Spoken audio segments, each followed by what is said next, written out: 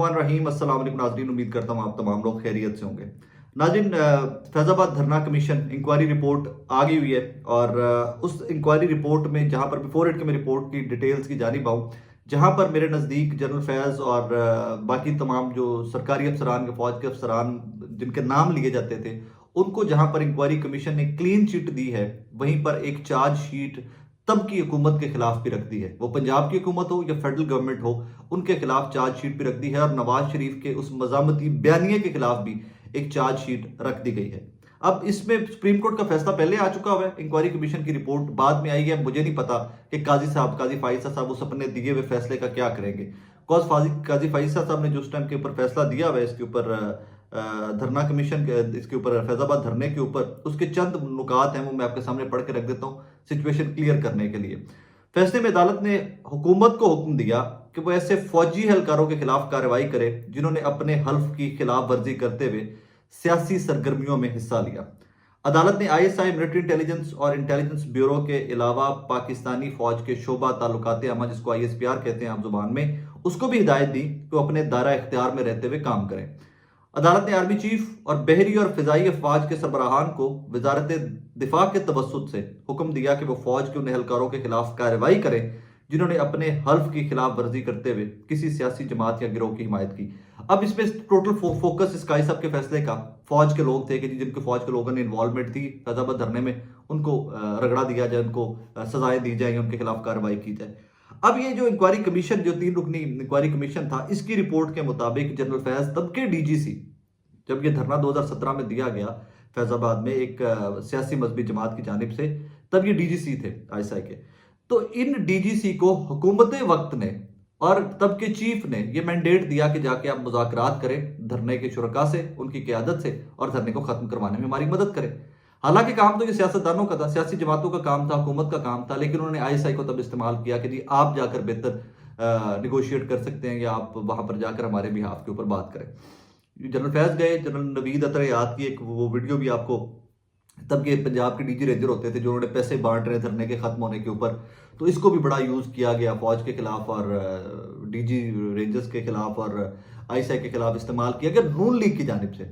नून league की जानिब से, इसको मत भूलिएगा, नून लीग ने टोटल एक नैरेटिव बनाया था कि जी इस धरने के पीछे स्टैब्लिशमेंट है, और ये बाकायदा नैरेटिव की स्टेटमेंट्स आपको सारी की सारी मिल जाएंगी। और बार बार नवाज शरीफ साहब, जनरल फैज साहब का, जनरल बाजवा साहब का नाम लेते रहे। वैसे तो उनकी पिछले चंद साल की मुकम्मल सियासत 3 नामों के गिर्द घूमती है। ये खुलासा है नवाज शरीफ की मजामत की सियासत का, जिनको इस्तेमाल किया, जिनसे फैजाबाद धरना जो था खत्म करवाया, जिनसे मुज़ाकरात करवा के उन्हीं के नाम के खिलाफ बयान दे देकर अपनी एंटी स्टैब्लिशमेंट सियासत चमकाते रहे। वो नवा इमरान खान साहब हो जाए, वो जनरल बाजवा हो जाए और वो जनरल फैज हो जाए, इन 3 नामों के गिर्द नवाज शरीफ की सियासत घूमती रही है और 2 फौजी अफसरान के खिलाफ नाम लेकर वो अपना मजामत का बयानिया बनाते रहे। लेकिन इस कमीशन ने उनको बहुत बड़ा ब्लो है पीएमएलएन के लिए। कॉज कमीशन ने रेकमेंड अब ये किया है जनाबे वाला, कि कमीशन कहता है कि वो पंजाब हुकूमत ने धरने के शुरका को लाहौर से निकल के पिंडी पहुंचने में रोका नहीं कहीं पे। क्यों नहीं रोका? क्योंकि जनाबे वाला उनका वोट बैंक मुतासर होता था। सियासतदान थे, उनको लगता था कि अगर वो रोकेंगे, बहुत सख्ती करेंगे तो उनका वोट बैंक मुतासर होगा। और फिर उन्होंने फौज का इस्तेमाल किया कि जनाबे वाला आप जाके मुज़ाकरात करें। डीजीसी का इस्तेमाल करने के बाद फिर उन्हीं के नाम के खिलाफ सियासत भी होती रही और आज तक नून लीग की मजामती बयान का सिर्फ 1-2 नामों के गिर्द घूमता है। जनरल बाजवा हो जाएंगे, जनरल फैज हो जाए। अब इसमें इन्होंने आगे कमीशन ने और भी लिखा, कमीशन ने कहा कि जी फौज जो है वो एक बड़ा इसको कहते हैं ना कि उनकी इन्वॉल्वमेंट किसी भी सियासी मैटर के अंदर नहीं होनी चाहिए, क्योंकि इससे इनके जो इमेज है फौज का वो मुतासर होता है। और क्लीन चिट भी एट द सेम टाइम दे दी। और उन्होंने कमीशन ने एक और सिफारिश की है कि रेंजर्स और एफसी को वापस सरहदों पर भेजा जाए और उन्हें शहरी इलाकों में आने से रोका जाए। उन पर खर्च होने वाले वसाइल पुलिस को दिए जाएं। कमीशन ने इस्लामाबाद और रावलपिंडी में एहतजाज और मुजाहिरों से निपटने के लिए एक मुश्तरका मखसूस फोर्स कायम करने की भी मंजूरी दी है। इसमें फर्दर मतलब इसमें एक लंबा चौड़ा मामलात हैं। उन्होंने कहा जी 2017 में जितने इस दीनी सियासी जमात के खिलाफ मुकदमात दर्ज हुए थे, क्योंकि वो मुआहदे के बाद खत्म हो गए मुकदमात एट वंस, उन्होंने कहा जी वो तमाम मुकदमात भी बहाल किए जाएं। इस तरह का कोई भी मुआहदा जो है ये शॉर्ट टर्म के लिए होता है। कमीशन कह रहा है कि कमीशन ने इस वक्त दीनी सियासी जमात से मुआहदे को मुस्तरद किया और कहा कि ये मुआहदे मसले का आर्जी हल होते हैं, मुस्तकिल नहीं। कमीशन ने कहा कि इंटेलिजेंस एजेंसियों के लिए कोई तरीकाकार मौजूद नहीं लिहाजा कानून साजी और रूल्स और SOPs की ज़रूरत है। ये बड़ी तेल का खेज किस्म की रिपोर्ट है और इसमें अब पता नहीं फाइज साहब जो हैं उनके उस फैसले का क्या बनेगा। क्या अब शहबाज शरीफ साहब जो तब के वज़ीर आला थे उनके खिलाफ कार्रवाई होगी? क्या शाहिद खान अब्बासी साहब और PMLN इटसेल्फ जो पार्टी थी, एहसन इकबाल साहब वज़ीर दाखिला थे, IG Punjab, chief secretary Punjab, क्या अब इन तमाम अफसरान और सियासतदानों के खिलाफ कार्रवाई होगी जो इस कमीशन को, जो इस धरने को रोकने में नाकाम रहे? और कमीशन जो है इनके सारे बयानात लेने के बाद वो कह रहा है कि जनाब DGC तब के जनरल फैज और बाकी कोई भी सरकारी अहदेदारान जो थे फौज के, उनका किसी किस्म की कोई इन्वॉल्वमेंट नहीं थी धरना दिलवाने में। हाँ, उन्हें धरना खत्म करने में उनकी मदद जरूर ली गई थी। तो ये बहुत बड़ी रिपोर्ट है एक्सक्यूज मी तो ये बहुत बड़ी रिपोर्ट या बहुत बड़ी इसमें रेवलेशन है। अब देखिए इसके ऊपर किस हद तक काम होता है, किसके हद तक नहीं होता। अगली खबर जी, नवाज शरीफ साहब के बारे में आपको याद है कि वो फरमाया करते थे कि जब वो थोड़ा सा भी पेट्रोल या डीजल महंगा होता था तो नवाज शरीफ साहब आपदीदा हो जाते थे। मरियम नवाज साहब कहा करती थी, वो मीटिंग छोड़कर चले जाते थे कि पाकिस्तान की गरीब अवाम के साथ क्या कर रहे हैं शहबाज शरीफ साहब। फिर महंगाई मुकाओ मार्च था एक, जो मरियम नवाज साहिबा, बिलावल भुट्टो जरदारी साहब, हमजा शहबाज साहब, ये सब ने मिलकर इस तरह के ड्रामे इमरान खान साहब की हुकूमत के दौरान किए। और हिना परवेज भट्ट साहब एडवर्टाइज किया करती थी, वो बिल ब्लैक कार्ड्स के ऊपर लिखकर हमें दिखाया करती थी कि पेट्रोल महंगा हो जाए समझो आपका वजीर आजम चोर है। तो हमारे वजीर आजम जो मौजूदा हैं, इनके दौरे इक़्तिदार के अंदर पेट्रोल बिजली किस तरह महंगी हो रही है। मतलब पेट्रोल की कीमत 4 रुपये 53 पैसे, हाई स्पीड डीजल 8 रुपये, और फिर बिजली महंगी हो रही है और बिजली आए दिन महंगी हो रही है। इसके बाद भी अगर हम ये समझे कि ये गवर्नमेंट आपको और मुझे कोई रिलीफ देने में कामयाब होगी, तो मुझे नहीं लगता, I would be very honest, मुझे नहीं लगता कि ये किसी भी किस्म की हमें कोई रिलीफ देने में कामयाब हो जाएंगे। But at the same time Nawaz Sharif की या PMLN की पैरेलल पॉलिटिक्स को जरा समझ के ख्वाजा आसिफ साहब ने रिसेंटली स्टेटमेंट दी कि जनाबे वाला हम तकरीबन दिवालिया हैं, हम अवाम को रिलीफ नहीं दे सकते। वजीर दिफा है आपके, आज जो रात गुजरी है, राना सनाउल्लाह साहब की एक नया ताज़ा बयान आया, उनकी नई स्टेटमेंट आई है। उन्होंने कहा जी कि हम हुकूमत में होते हमें सादा अक्सरियत दी जाती, नवाज शरीफ सरबराह हुकूमत होते, वजीर आजम होते, तो हम 2 साल के अंदर मुईशत को मुस्तहकम कर सकते थे। अब हमारा कोई वादा नहीं है अवाम से कि हम मुईशत को मुस्तहकम करेंगे या उनको किसी किस्म का रिलीफ देंगे। हमारा कोई मुआहदा नहीं है, हमें आपने जनाबे वाला रिलीफ ने हमें वो अक्सरियत नहीं दी, हम आपको रिलीफ कैसे दे सकते हैं। मतलब राना सनाउल्लाह साहब यूं पल्लू झाड़ के तो शहबाज शरीफ साहब की गवर्नमेंट से, वज़ीर आज़म शहबाज शरीफ साहब की गवर्नमेंट से साइड पे होकर खड़े हो गए। मैं बार बार कहता हूं, राना सनाउल्लाह साहब को राना सनाउल्लाह साहब की अकेले की स्टेटमेंट मत लिया करें।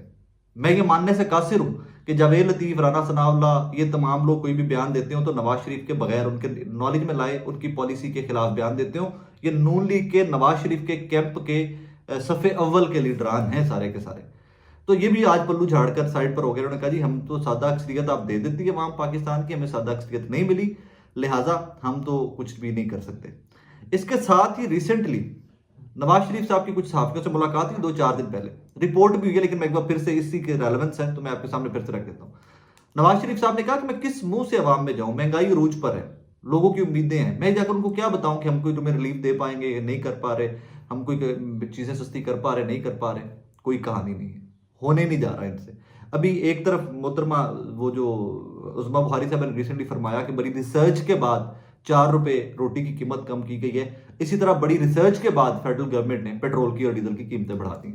इसी तरह बड़ी रिसर्च के बाद पंजाब हुकूमत ने गंदम की इतनी कम कीमत रखी है कि जिसमें जिम्मेदारों का कत्लेआम होगा मौशी। अच्छा जी, अब नवाज शरीफ साहब जो है वो कहते हैं कि मैं अवाम में किस तरह जाऊं कि वहां पर महंगाई के हालत ये है कि मैं उनमें क्या मुंह दिखाने जाऊं। शहबाज शरीफ साहब बिल्कुल खामोश, बिल्कुल खामोश। मरियम नवाज साहिबा की टिकटॉक की वीडियोस के अलावा, स्कूलों के दौरों के अलावा और कोई आपको या किसी जगह पर किसी बुजुर्ग खातून को हक किए हुए टिकटॉक की वीडियोस के अलावा आपको कोई प्रोग्रेस ऐसा सच नजर नहीं आ रही। आते ही सबसे पहला इनिशिएटिव लिया गया पंजाब के अंदर कि साफ सुथरा पंजाब, कूड़ा चुक दो, अपने इर्द गिर्द उठ के जरा जाकर देखिए वैसे के वैसे हालात है। मतलब मुझे पहले मैं भी उन लोगों में कहता यार बुजदार नाल ते कम से कम कंपैरिजन ना करो मरियम नवाज का, बट हुण तुसीं कंपैरिजन कर लो, आई अलाउ यू दैट। अभी तक की परफॉर्मेंस जो है इससे मैं आपको बिल्कुल मुत्तफिक हूं आपसे, क्या मरियम नवाज साहिबा का कंपैरिजन बुजदार साहब के साथ कर लीजिए, कोई एतराज नहीं है मुझे उसके। इमरान खान साहब की बेगम साबिका खातून अव्वल बुशरा बीबी, आपको पता है कि उनको बनी गाला को सब जेल करार देकर वहां पर मुकैयद रखा गया। इसके ऊपर नून लीग ने बड़ी पॉलिटिक्स भी की। जब उनको इनिशियली वहां पर शिफ्ट किया गया बनी गाला में, तो बड़ी सियासत की नून लीग ने। ये डील का नतीजा है, देखें जी इमरान खान को अभी भी रिलीफ मिल रहा है, इमरान खान लाडला है और उस लाडनल ने चंद दिन बाद ही एप्लीकेशन फाइल करवा दी, दरखास्त फाइल करवा दी कि जनाब वाला बुशरा बीबी के वकला ने दरखास्त फाइल की कि जनाब उनको अडयाला जेल बाकी कैदियों के साथ शिफ्ट किया जाए। ठीक है जनाब। अब वो शिफ्टिंग के बाद वो केस की समात, आज वो दरखास्त की समात थी और इसमें बुशरा बीबी के वकील थे उस्मान गिल साहब। उस्मान गिल साहब अदालत में नहीं पहुंचे, लेट हो गए और जो अदालत के अब जो जज साहब हैं उनके बड़े सख्त रिमार्क्स आए। अदालत के साथ सियासत खेल रहे हैं, मजाक बनाया हुआ है, पता नहीं वो रिलीफ चाहते भी हैं जिन्होंने मांगा है घर से जेल मुंतकिल कर दिया जाए। जस्टिस मियां गुल हसन औरंगजेब का बुशरा बीबी की बनी गाला से अडयाला जेल मुंतकली की दरखास्त में बुशरा बीबी के वकीलों की अदम पेशी पर इजहार बरहमी अदालत ने दरखास्त अदम पैरवी पर खारिज कर दी। उसके बाद जो इनके, अब ये सवाल का निशान था, मैंने भी इसके ऊपर बात की पहले, कह रहे हैं कि तरीका है कि आप एक एप्लीकेशन भी फाइल करते हो उसके बाद आप पहुंचते भी नहीं हो वहां पर, तो शायद वाकई आपकी नीयत में कोई फतूर है। लेकिन वो उसके बाद उस्मान साहब अदालत पहुंच गए, उन्होंने कहा जी रास्ते में नाके इतने लगे हुए थे, मैं 15 मिनट लेट हो गया, मैं माजरत चाहता हूँ। तो उसके ऊपर जज साहब ने कहा कि आप कानूनी तरीका कार इख्तियार करें, नजरसानी की दरखास्त, मतलब दोबारा केस सुनने की दरखास्त दायर कर दें, हम दोबारा सुन लेंगे। बहरहाल इसके ऊपर भी बदकिस्मती की बात या खुशकिस्मती की बात यह है इस मुल्क के लिए कि नून लीग जिस चीज के ऊपर सियासत करने जाती है, इमरान खान उसका काउंटर लेके पहले खड़ा होता है।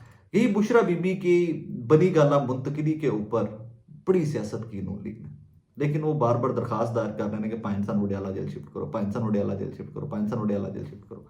लेकिन अब इन डेज टू कम, अभी भी हो गया, इन डेज टू कम अब फर्दर भी देखिएगा कि इनको अपना पड़ जानी है, इनको और भी होश ही नहीं होनी नून लीग को, इनको वो अवामी रद्द-ए-अमल सामने आने वाला है।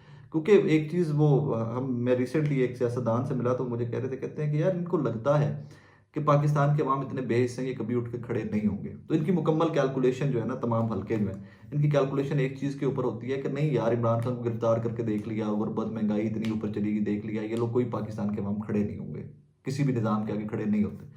उन्होंने बड़ी खूबसूरत बात की और वो बड़ी सोचने वाली बात है। वो कहते हैं कभी इन लोगों ने ये कैलकुलेट किया है कि 1% पाकिस्तानी भी इनके खिलाफ खड़े हो गए तो फिर कैसे मैनेज करेंगे। अब वो वक्त आ रहा है, गुर्बत महंगाई उस तरफ जा रही है कि ये पाकिस्तान के अवाम इस निज़ाम के खिलाफ उठ खड़े होंगे, और अगर ये उठ खड़े हुए तो फिर क्या होगा, ये सोचने की बात है। अपना बहुत सारा ख्याल रखिएगा, दुआ में याद रखिएगा। अल्लाह हाफिज़।